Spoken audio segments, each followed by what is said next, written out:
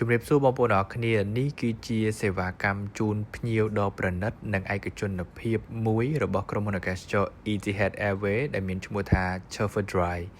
ថ្ងៃនេះខ្ញុំបាទពីតមានការហៅពីទីក្រុង Abu Dhabi ឆ្ពោះទៅកាន់ទីក្រុងភ្នំពេញដែលខ្ញុំបានជ្រើសរើសការហៅជាមួយនឹងក្រុមហ៊ុនអាកាសចរ Etihad Airways ជាប្រភេទកៅអី First Class Suite តែម្ដងការ check in របស់យើងរួចរាល់ឥឡូវនេះយើងធ្វើដំណើរឆ្ពោះទៅកាន់ lounge ដើម្បីសម្រាប់មុននឹងចេញដំណើរ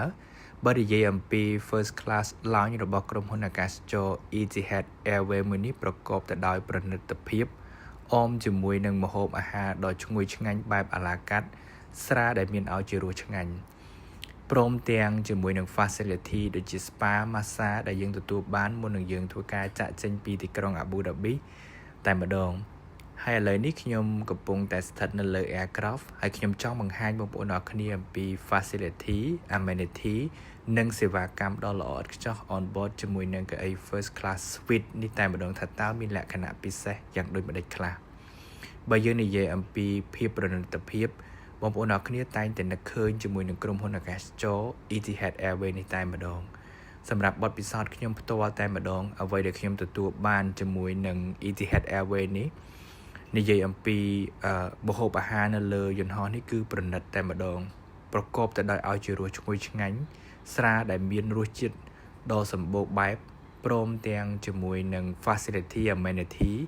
ហើយកៅអីដែលមានលក្ខណៈធំទូលាយក្រែកែងដែលប្រកបទៅដោយ